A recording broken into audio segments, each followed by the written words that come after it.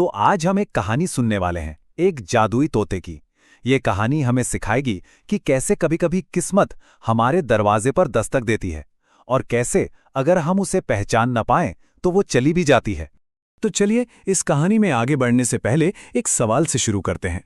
सोचकर देखिए, क्या सच में एक छोटा सा तोता किसी की पूरी जिंदगी, उसकी किस्मत बदल सकता है? चलिए देखते हैं। तो हमारी कहानी शुरू होती है एक छोटे से गांव से, जहां एक गरीब परिवार रहता है। इसमें है रामू, उनकी पत्नी सीता और उनका एक बेटा चिंटू। ये लोग ना अपनी रोज की जरूरतों को पूरा करने के लिए काफी संघर्ष कर रहे थे। लेकिन फिर एक दिन उनकी जिंदगी में एक मेहमान आता है। ये मेहमान था एक तोता जिसका नाम था रघु। और ये कोई आम तोता नहीं था, इसके पास एक बहुत ही अनोखी, आप कह सकते हैं, एक जादुई शक्ति थी। तो जैसा मैंने कहा, रघु कोई मामूली तोता नहीं था। वो तो भाई अच्छी किस्मत का चलता फिरता प्रतीक था। मतलब वो जहां भी जाता था ना, अपने साथ समृद्धि और खुशहाली लेकर आता था।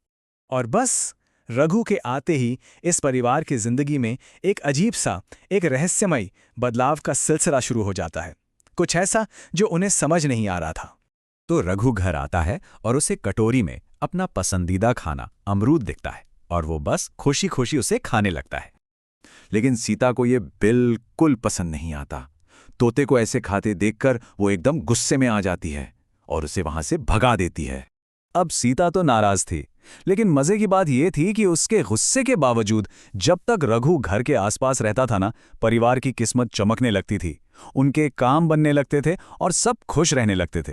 तो यहां आप देख सकते हैं कि कितना बड़ा बदलाव आया उनकी जिंदगी में। एक तरफ पहले की गरीबी और संघर्ष, और दूसरी तरफ अब काम में तरक्की हो रही है, चिंटू के लिए खिलौने आ रहे हैं, घर में खुशियां हैं और वो अपनी इस नई जिंदगी के लिए भगवान का शुक्रिया अदा करते हैं। लेकिन सीता की परेशानी खत्म नहीं हुई थी। एक दिन रघु को फिर से अमरूद खाते देखकर उसका सब्र का बांध टूट जाता है और इस बार वो फैसला करती है कि वो इस तोते से हमेशा हमेशा के लिए छुटकारा पाकर रहेगी। और इसका नतीजा क्या होता है? नतीजा सीधा और साफ था।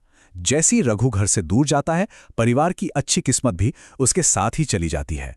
सब कुछ वापस पहले जैसा हो जाता है। और यह सिलसिला एक बार नहीं, बार बार होता है। रघु वापस घर आता है, परिवार की हालत सुधरने लगती है, फिर सीता या रामू उसे भगा देते हैं और उनकी किस्मत फिर से खराब हो जाती है। मतलब एक अजीब चक्रव्यूह में फंस गए थे वो लोग। अब किस्मत के इस अजीब खेल, इस लगातार उतार चढ़ाव के बाद आखिरकार परिवार के एक सदस्य को कुछ समझ आने लगता है। उसे इन घटनाओं के बीच एक कनेक्शन दिखाई देने लगता है। देखिए, उस समय तक तो किसी को कुछ समझ ही नहीं आ रहा था कि ये हो क्या रहा है। ये तोता और उनकी बदलती किस्मत, इसके बीच का जो कनेक्शन था वो उनके लिए एक पहेली की तरह था। लेकिन फिर सीता, वही सीता जो तोते से सबसे ज्यादा परेशान थी, वो चीजों पर गौर करना शुरू करती है। वो ध्यान देती है कि जब भी तोता आता है, उनका परिवार तरक्की करता है, और जैसे ही तोता जाता है, उनकी तरक्की भी गायब हो जाती है। एक सीधा सा पैटर्न।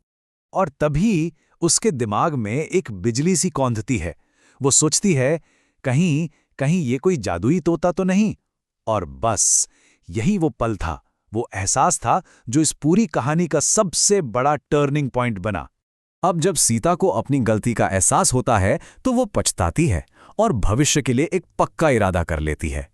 वो मन ही मन ठान लेती है, अगली बार जब ये तोता आएगा ना, तो मैं इसे कहीं नहीं जाने दूंगी।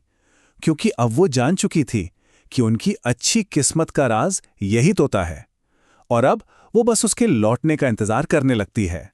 तो इस पूरी कहानी से हमें सीखने को क्या मिलता है? देखिए, कुछ बहुत सीधी सी लेकिन गहरी बातें हैं। पहली, किस्मत किसी भी रूप में आ सकती है, जरूरी नहीं कि वो बहुत भव्य हो। दूसरी बात, हमें छोटी छोटी चीजों की कीमत समझनी चाहिए। और सबसे जरूरी, गुस्से या चिढ़ में आकर कभी किसी मौके को हाथ से जाने नहीं देना चाहिए, ठीक वैसे ही जैसे सीता ने बार बार किया। और आखिर में ये कहानी हमारे लिए एक सवाल छोड़ जाती है।